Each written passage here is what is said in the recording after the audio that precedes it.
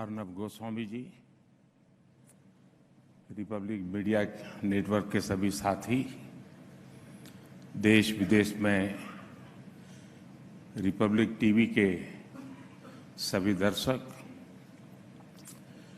देवी और सज्जनों, अपनी बात बताने से पहले बचपन में एक चुटकुला हम सुनते थे, वो जरा बताना चाहता हूं।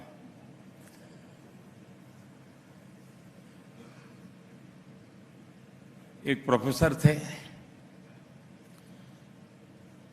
और उनकी बेटी ने आत्महत्या की, तो एक चिट छोड़ करके गई कि मैं जिंदगी में थक गई हूं, मैं जीना नहीं चाहती हूं, तो मैं कांकरिया तालाब में कूद करके मर जाऊंगी। अब सुबह देखा बेटी घर में नहीं है, तो बिस्तर में चिट्ठी मिली, तो पिताजी को बड़ा गुस्सा आया। बोले, मैं प्रोफेसर, इतने साल मैंने मेहनत की, अभी भी बोले कांकरिया स्पेलिंग गलत लिख के जाती है।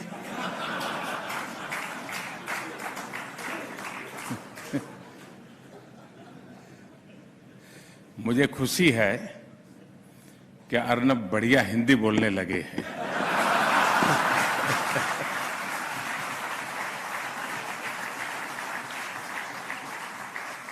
उन्होंने क्या बोला वो तो मैंने सुना नहीं, लेकिन हिंदी ठीक है कि नहीं वो बराबर ध्यान से सुन रहा था।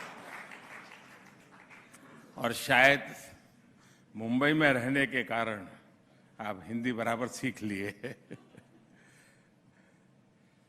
साथियों, आप सबके बीच आना स्वाभाविक है कि आनंद होता है। अगले महीने रिपब्लिक टीवी के 6 साल पूरे हो रहे हैं। मैं आपको बधाई दूंगा। आपने नेशन फर्स्ट के अपने मिशन को डिगने नहीं दिया।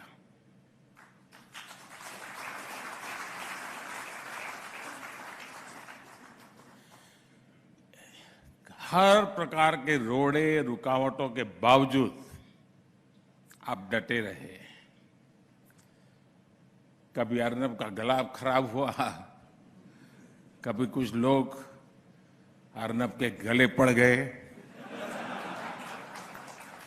लेकिन चैनल न रुका न थका और न ही थमा।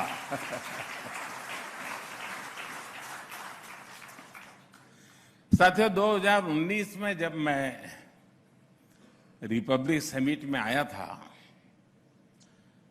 तब उस समय की थीम थी इंडियाज मूवमेंट,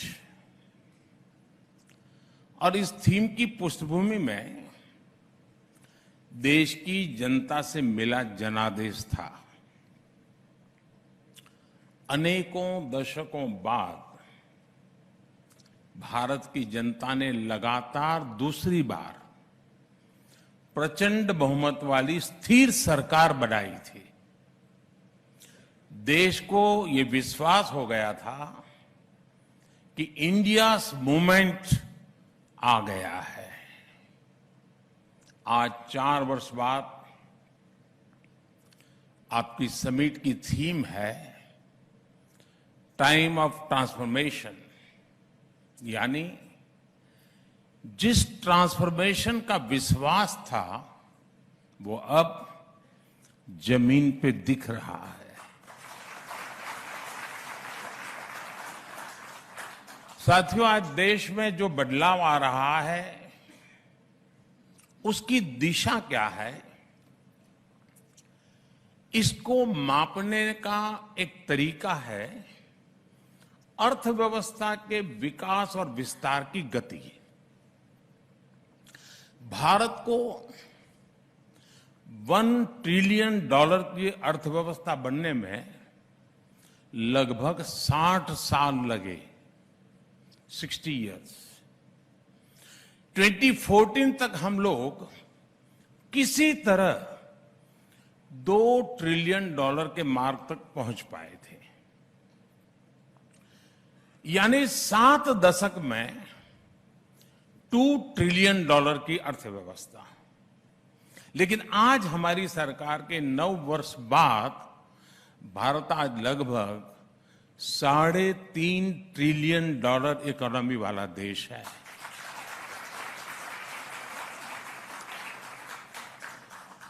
बीते 9 वर्षों में हमने 10वें नंबर की अर्थव्यवस्था से 5वें नंबर तक की लंबी छलांग लगाई, और ये सब 100 साल के सबसे बड़े संकट के बीच हुआ है। जिस दौर में दुनिया की बड़ी बड़ी अर्थव्यवस्थाएं फंसी हुई थी, उस दौर में भारत संकट से बाहर भी निकला और तेज गति से आगे भी बढ़ रहा है। साथियों, पॉलिसी मेकर्स से आपने एक बात अक्सर सुनी होगी, फर्स्ट ऑर्डर इंपैक्ट, यानी किसी भी नीति का पहला और स्वाभाविक परिणाम। फर्स्ट ऑर्डर इंपैक्ट ही पॉलिसी का पहला लक्ष्य होता है, और ये कम समय में दिखने लगता है। लेकिन हर पॉलिसी का सेकंड और थर्ड ऑर्डर इंपैक्ट भी होता है। इनका प्रभाव गहरा होता है, दूरगामी होता है, लेकिन ये सामने आने में समय लगता है। इसकी कंपैरेटिव स्टडी करने के लिए, विस्तार से समझने के लिए हमें कई दशक पीछे जाना पड़ेगा। आप लोग टीवी की दुनिया वाले 2 विंडो चलाते हैं ना, पहले और अब वाली, बिफोर एंड आफ्टर वाली, तो मैं भी कुछ वैसा ही आज करने वाला हूं। तो पहले जरा बिफोर की बात कर लेते हैं। साथियों, आजादी मिलने के बाद लाइसेंस राज वाली जो इकोनॉमी पॉलिसी अपनाई गई थी, उसमें सरकार ही कंट्रोलर बन गई। कंपटीशन खत्म कर दिया गया। प्राइवेट इंडस्ट्री को, एमएसएमईज को आगे नहीं बढ़ने दिया गया। इसका पहला नकारात्मक प्रभाव तो यही हुआ कि दूसरे देशों के मुकाबले हम पिछड़ते चले गए, हम और गरीब होते गए। उन नीतियों का सेकंड ऑर्डर इंपैक्ट और भी बुरा हुआ।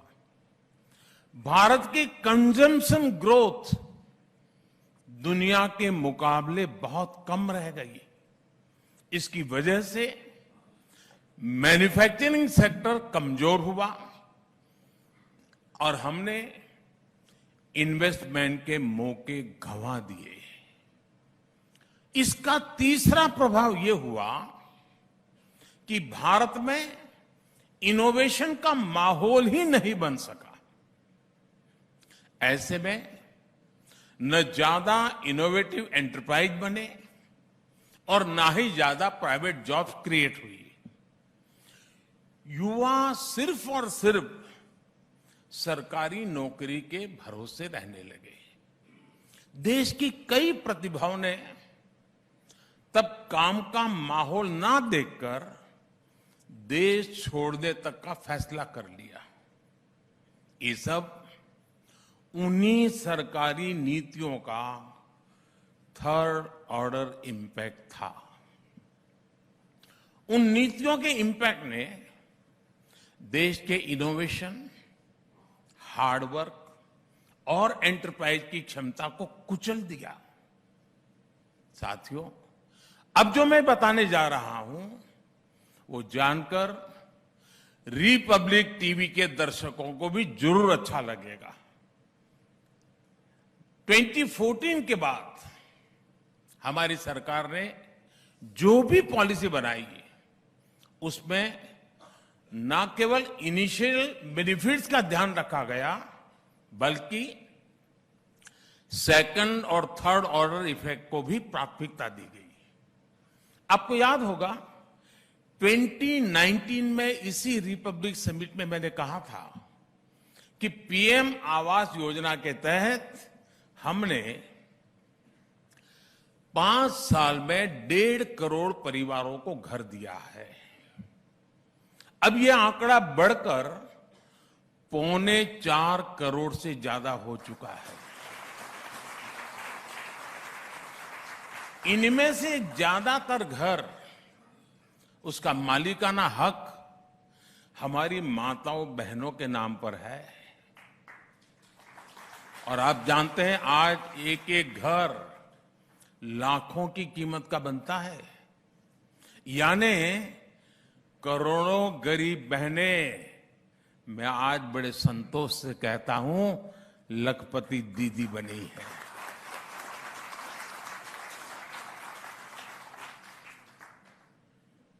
शायद इससे बड़ा कोई रक्षाबंधन नहीं हो सकता है। ये हुआ पहला इंपैक्ट। इसका दूसरा परिणाम यह सामने आया कि इस योजना से गांव-गांव में रोजगार के लाखों अवसर तैयार हुए। और आप जानते हैं कि जब किसी के पास अपना घर होता है, पक्का घर होता है, तो उसका आत्मविश्वास कितना बढ़ जाता है, उसकी रिस्क टेकिंग कैपेसिटी कितनी बढ़ जाती है, उसके सपने आसमान को छूने लग जाते हैं। पीएम आवास योजना ने देश के गरीब का आत्मविश्वास नई ऊंचाई पर पहुंचाया।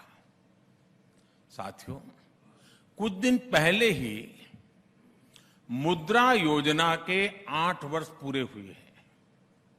ये योजना माइक्रो और स्मॉल एंटरप्रेन्योर्स को फाइनेंशियल सपोर्ट देने के लिए शुरू की गई थी। मुद्रा योजना के तहत 40 करोड़ से अधिक लोन बांटे गए, जिनमें करीब 70% महिलाएं हैं। इस योजना का पहला प्रभाव तो स्वरोजगार में बढ़ोतरी के रूप में हमारे सामने है। मुद्रा योजना हो, महिलाओं के जनधन अकाउंट खुलना हो, या फिर सेल्फ हेल्प ग्रुप को प्रोत्साहन, आज इन योजनाओं से देश में एक बड़ा सामाजिक बदलाव होते हुए हम देख सकते हैं। इन योजनाओं ने आज परिवार के डिसीजन मेकिंग प्रोसेस में महिलाओं की मजबूत भूमिका स्थापित कर दी है। अब ज्यादा से ज्यादा महिलाएं जॉब क्रिएटर की भूमिका में आ रही है। देश की बढ़ती हुई अर्थव्यवस्था को मजबूती दे रही है। साथियों, पीएम स्वामित्व योजना में भी आप फर्स्ट, सेकंड और थर्ड ऑर्डर इंपैक्ट अलग अलग देख सकते हैं। इसके तहत लेटेस्ट टेक्नोलॉजी का उपयोग करके गरीबों को प्रॉपर्टी कार्ड दिए गए, जिससे उन्हें संपत्ति की सुरक्षा का भरोसा मिला। इस योजना का एक और असर ड्रोन सेक्टर पर देखा जा सकता है, जिसमें मांग और विस्तार की संभावनाएं लगातार बढ़ रही है। पीएम स्वामित्व योजना को शुरू करने करीब करीब 2-2.5 साल हुए हैं, बहुत समय नहीं हुआ है, लेकिन इसका भी सोशल इम्पैक्ट दिखने लगा है। संपत्ति कार्ड मिलने पर आपसी विवाद की आशंका कम हो गई है। इससे हमारी पुलिस और न्यायिक व्यवस्था पर लगातार बढ़ रहा दबाव कम हो रहा है। इसके साथ ही गांव में जिस प्रॉपर्टी के कागज मिल गए हैं, उन्हें अब बैंकों से मदद मिलना और भी आसान हो गया है। गांव की इन प्रॉपर्टीज की कीमत भी बढ़ गई है। साथियों, फर्स्ट ऑर्डर, सेकंड ऑर्डर और थर्ड ऑर्डर इंपैक्ट के मेरे पास इतनी केस स्टडी है कि आपका run down he out of order हो जाएगा। बहुत सारा समय इसी में निकल जाएगा। डीबीटी हो, बिजली, पानी, टॉयलेट जैसी सुविधाएं गरीब व्यक्ति तक पहुंचाने की योजनाएं हो, इन सभी ने ग्राउंड लेवल पर एक क्रांति ला दी है। इन योजनाओं ने देश के गरीब से गरीब व्यक्ति को भी सम्मान और सुरक्षा के भाव से भर दिया है। देश में गरीब को पहली बार सिक्योरिटी भी मिली है, डिग्निटी भी मिली है। जिन्हें दशकों तक यही एहसास दिलाया गया था कि वो देश के विकास पर बोझ है, वो आज देश के विकास को गति दे रहे हैं। जब सरकार ये योजनाएं शुरू कर रही थी तो कुछ लोग हमारा मजाक उड़ाया करते थे, लेकिन आज इन्हीं योजनाओं ने भारत के तेज विकास को गति दी है। ये योजनाएं विकसित भारत के निर्माण का आधार बन रही है। साथियों, बीते 9 वर्षों से गरीब, दलित, वंचित, पिछड़ा, आदिवासी, सामान्य वर्ग, मध्यम वर्ग, हर कोई अपने जीवन में स्पष्ट बदलाव अनुभव रहा है। आज देश में बहुत सिस्टमेटिक अप्रोच के साथ काम हो रहा है। मिशन मोड पर काम हो रहा है। हमने सत्ता के माइंडसेट को भी बदला है। हम सेवा का माइंडसेट लेकर आए हैं। हमने गरीब कल्याण को अपना माध्यम बनाया है। हमने तुष्टीकरण नहीं, संतुष्टीकरण को अपना आधार बनाया है। इस अप्रोच ने देश के गरीब और मध्यम वर्ग के लिए एक डिफेंसिव शील्ड, सुरक्षा का कवच का निर्माण कर दिया है। इस सुरक्षा कवच ने देश के गरीब को और गरीब होने से रोक दिया है।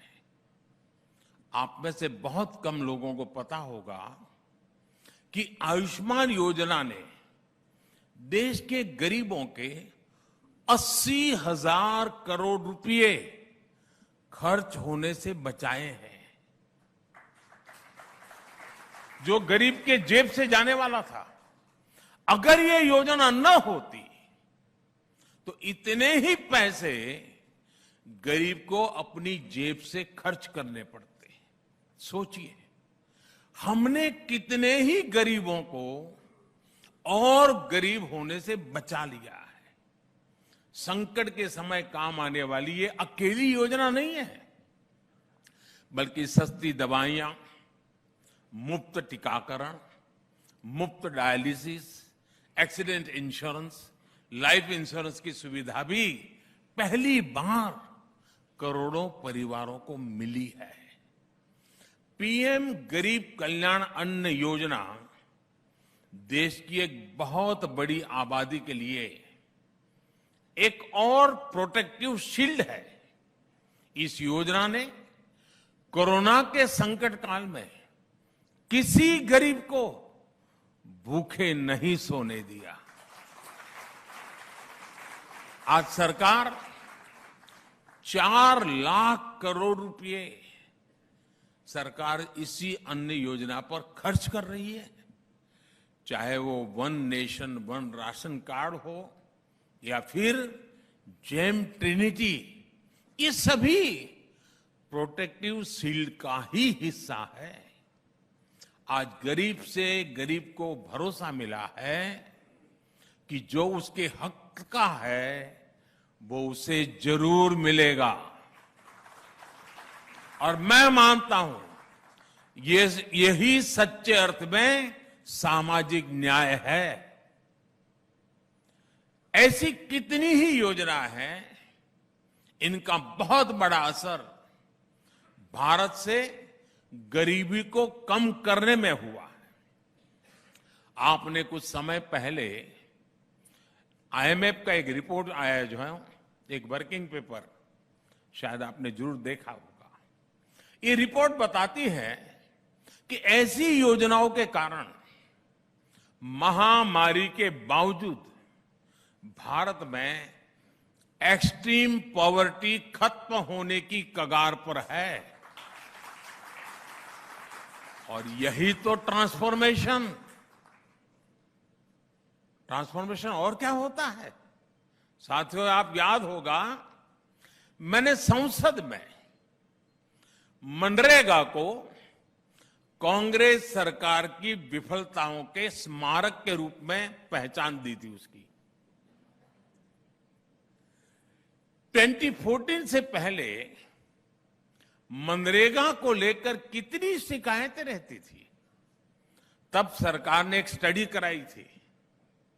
स्टडी में सामने आया, कई जगहों पर तो एक दिन के काम के बदले 30 दिन तक की हाजिरी दिखाई जा रही है।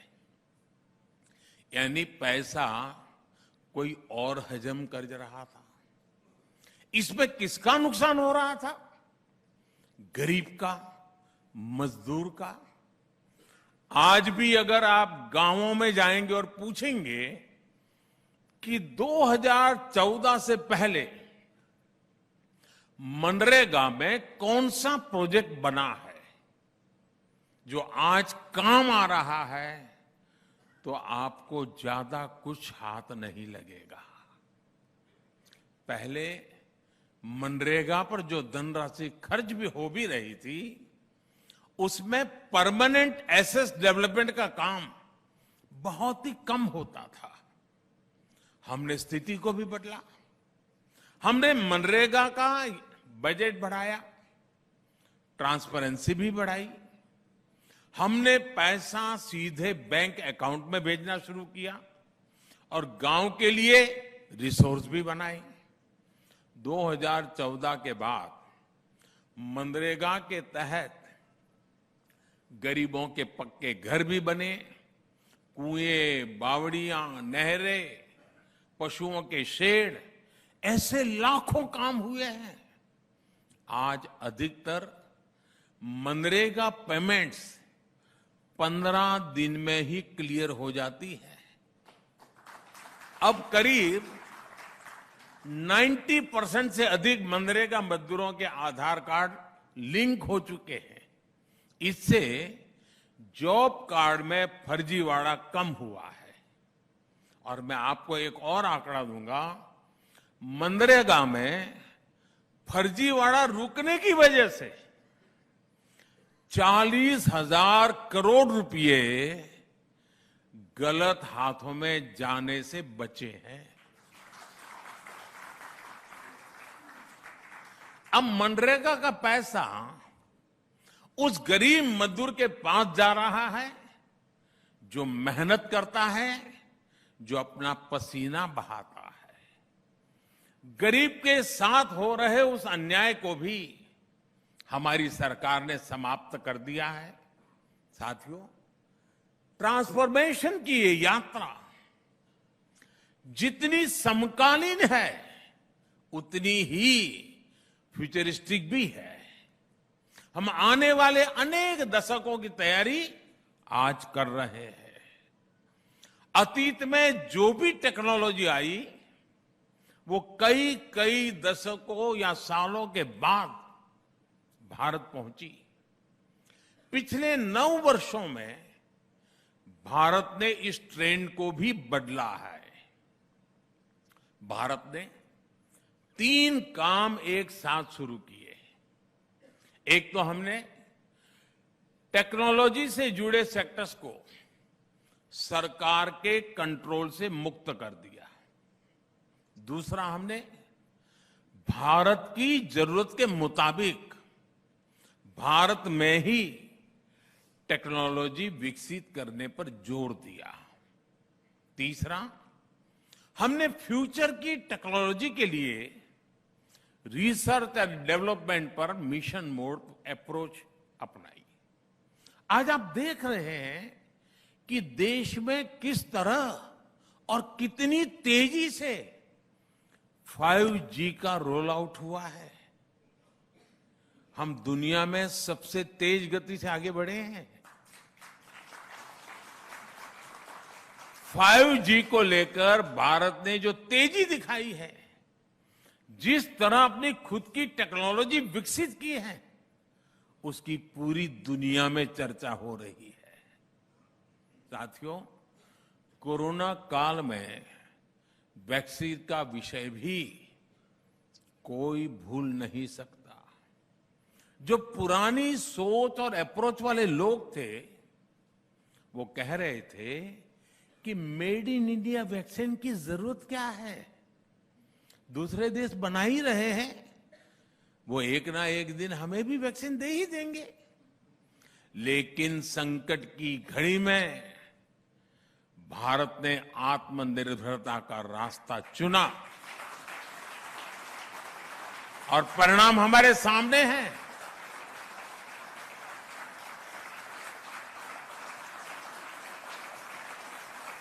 और साथियों, आप कल्पना करो, जिस बात को लेकर के आपको इतनी खुशी होती है, उस हालात में जब निर्णय करने की स्थिति आई होगी, आप अपने आप को उस जगह पे रखो कि दुनिया कह रही है कि वैक्सीन हमारी ले लो, लोग कह रहे हैं बिना वैक्सीन मुसीबत आ रही है, मर जाएंगे, एडिटोरियल टीवी सब भरे पड़े हैं, वैक्सीन लाओ वैक्सीन लाओ, और मोदी डट करके खड़ा है।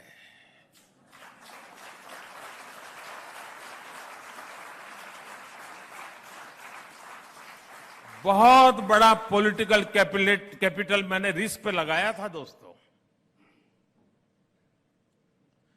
सिर्फ और सिर्फ मेरे देश के लिए।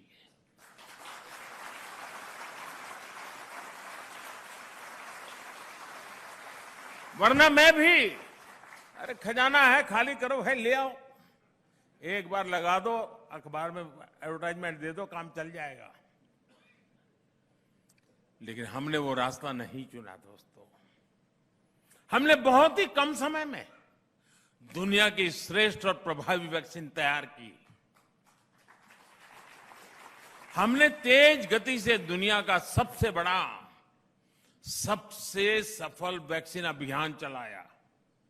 और आपको याद होगा, अभी तो जनवरी फरवरी में कोविड की शुरुआत भारत में शुरू अभी तो हुई थी, और भारत ने मई महीने में वैक्सीन के लिए टास्क फोर्स बना दिया था।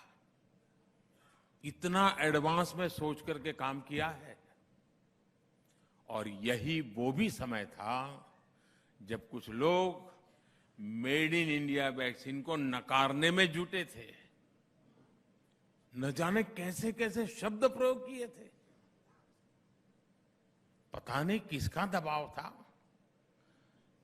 जाने क्या स्वार्थ था कि ये लोग विदेशी वैक्सीन के इंपोर्ट की पैरवी कर रहे थे। साथियों, हमारा डिजिटल इंडिया अभियान की भी आज विश्व भर में चर्चा है। मैं पिछले दिनों G20 समिट में बाली गया था। शायद ही कोई देश ऐसा होगा जिसने मुझे डिजिटल इंडिया की डिटेल जानने की कोशिश न की हो, इतनी बड़ी चर्चा है। डिजिटल इंडिया को भी एक समय में ड्रिल करने की कोशिश हुई थी।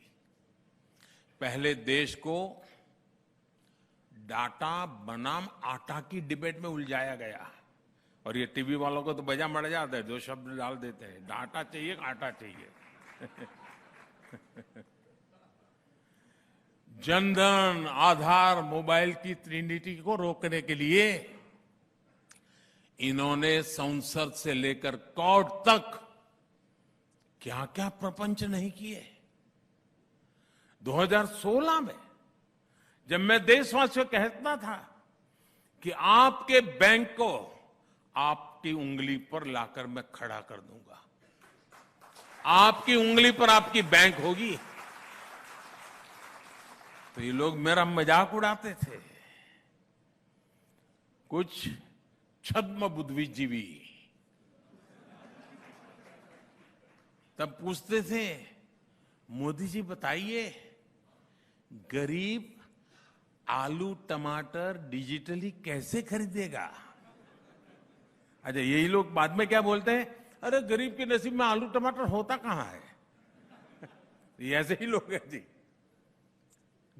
यहां तक कहते हैं गांव में मेले लगते हैं, मेलों में लोग कैसे डिजिटल पेमेंट करेंगे? आज आप देखिए, आपकी फिल्म सिटी में भी चाय की दुकान से लेकर लिट्टी चोखे के ठेले तक डिजिटल पेमेंट हो रहा है या नहीं?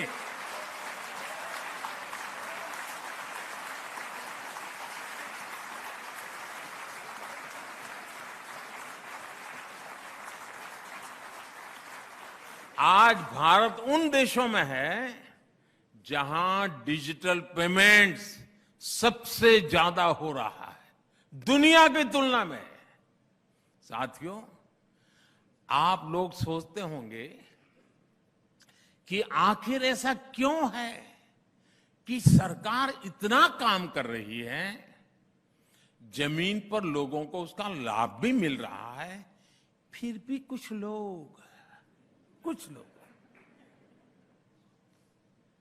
लोगों को मोदी से इतनी परेशानी क्यों है?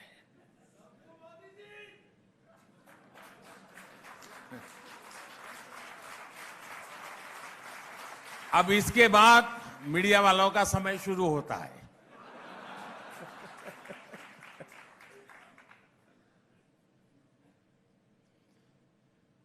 और आज इसकी वजह मैं भी रिपब्लिक टीवी के दर्शकों को बताना चाहता हूं। ये जो नाराजगी दिख रही है ना, ये जो बवाल हो रहा है, वो इसलिए है क्योंकि कुछ लोगों की काली कमाई के रास्ते मोदी ने हमेशा हमेशा के लिए बंद कर दिए।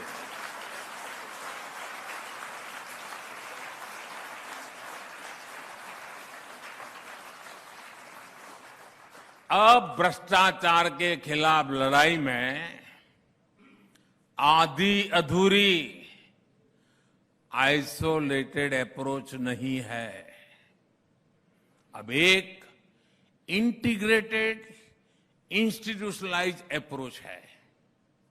ये हमारा कमिटमेंट है।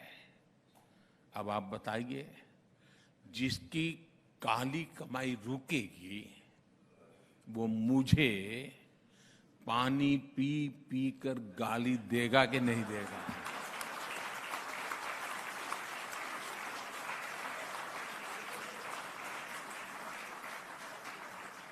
वो कलम में भी जहर भर देता है।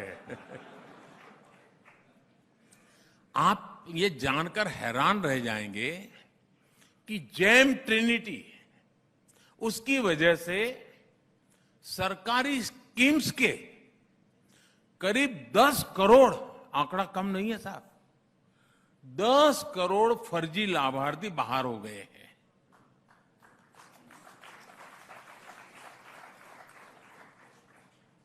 10 करोड़ फर्जी लाभार्थी बाहर हो गए हैं। ये 10 करोड़ वो लोग थे जो सरकार का बेनिफिट लेते थे, लेकिन ये 10 करोड़ वो थे जिनका कभी जन्म ही नहीं हुआ था, लेकिन इनके नाम सरकारी पैसा भेजा जा रहा था। आप सोचिए, दिल्ली, पंजाब, हरियाणा की जितनी कुल आबादी है, उससे भी ज्यादा फर्जी नामों को कांग्रेस की सरकार पैसे भेज रही थी। अगर ये फर्जी 10 करोड़ नाम हमारी सरकार सिस्टम से नहीं हटाती तो स्थिति बहुत भयावह हो सकती थी। इतना बड़ा काम ऐसे ही नहीं हुआ है दोस्तों। इसके लिए पहले आधार को संवैधानिक दर्जा दिया गया, 45 करोड़ से अधिक जनधन बैंक खाते मिशन मोड पर खोले गए, अभी तक 28 लाख करोड़ रुपए डीबीटी से करोड़ों लाभार्थियों तक पहुंचाए गए, डायरेक्ट बेनिफिट ट्रांसफर, कोई बिचौलिया नहीं। कोई कटकी कंपनी नहीं, कोई काली कमाई करने वाले लोग नहीं। और डीबीटी का सीधा सीधा मतलब है, डीबीटी यानी कमीशन बंद, लीकेज बंद। इस एक व्यवस्था से ही दर्जनों योजनाओं, कार्यक्रमों में ट्रांसपेरेंसी आ गई। साथियों, सरकारी खरीद भी हमारे देश में भ्रष्टाचार का एक बड़ा जरिया हुआ करती थी, लेकिन अब इसमें भी ट्रांसफॉर्मेशन आ चुका है। सरकारी खरीद अब पूरी तरह जेम यानी government e market place portal पर होती है। टैक्स से जुड़ी व्यवस्थाओं से कितनी परेशानी थी, क्या क्या परेशानी थी, इसको लेकर अखबार भरे रहते थे। हमने क्या तरीका निकाला? हमने सिस्टम को ही फेसलेस कर दिया। टैक्स अधिकारी और टैक्स पेयर का आमना सामना ही ना हो, ये व्यवस्था की। अब जो जीएसटी जैसी व्यवस्था बनी है, उससे भी काली कमाई के रास्ते बंद हुए हैं। जब ऐसे ईमानदारी से काम होता है तो कुछ लोगों को दिक्कत होनी बहुत स्वाभाविक है, और जिसको दिक्कत होगी वो कोई गली मोहल्ले के लोगों को गाली थोड़े देगा। साथियों, इसलिए भ्रष्टाचार की ये प्रतिनिधि डिस्टर्ब है। कुछ भी करके ये देश की ईमानदार व्यवस्था को फिर से ध्वस्त कर देना चाहते हैं। साथियों, इनकी लड़ाई अगर सिर्फ एक व्यक्ति मोदी से होती तो ये बहुत पहले सफल हो जाते, लेकिन ये अपनी साजिशों में इसलिए सफल नहीं हो पा रहे हैं क्योंकि इन्हें पता ही नहीं कि ये सामान्य भारतीय के विरुद्ध लड़ रहे हैं, उनके खिलाफ खड़े हुए हैं। ये भ्रष्टाचारियों का कितना भी बड़ा गठजोड़ क्यों बना ले, सारे भ्रष्टाचारी एक ही मंच पे आ जाए, सारे परिवारवादी एक ही जगह पे आ जाए, लेकिन मोदी अपने रास्ते से लौटने वाला नहीं है।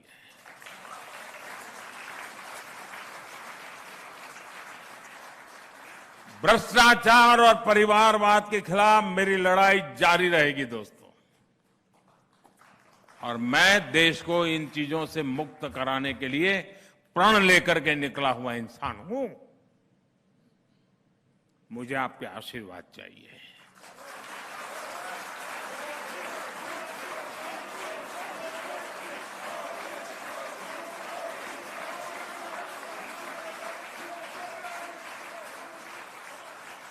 साथियों, आजादी का ये अमृतकाल हम सभी के प्रयासों का है। जब हर एक भारतीय की शक्ति लगेगी, हर एक भारतीय का परिश्रम लगेगा, तो विकसित भारत का सपना भी हम जल्द से जल्द पूरा कर पाएंगे। मुझे विश्वास है कि इसी भावना को रिपब्लिक नेटवर्क भी निरंतर सशक्त करता रहेगा। और अब तो अर्नब ने बता भी दिया है, वो ग्लोबली जा रहे हैं, तो भारत की आवाज को एक नई ताकत मिलेगी। मेरी उनको भी बहुत शुभकामना है, और ईमानदारी के साथ चलने वाले देशवासियों की संख्या बढ़ती चली जा रही है, बढ़ती ही चली जा रही है, और वही भव्य भारत की गारंटी है दोस्तों। मेरे देशवासी ही भव्य भारत की गारंटी है, मैं आपको विश्वास दिलाता हूं, उसी में मेरा विश्वास है। फिर एक बार आप सबका बहुत बहुत धन्यवाद।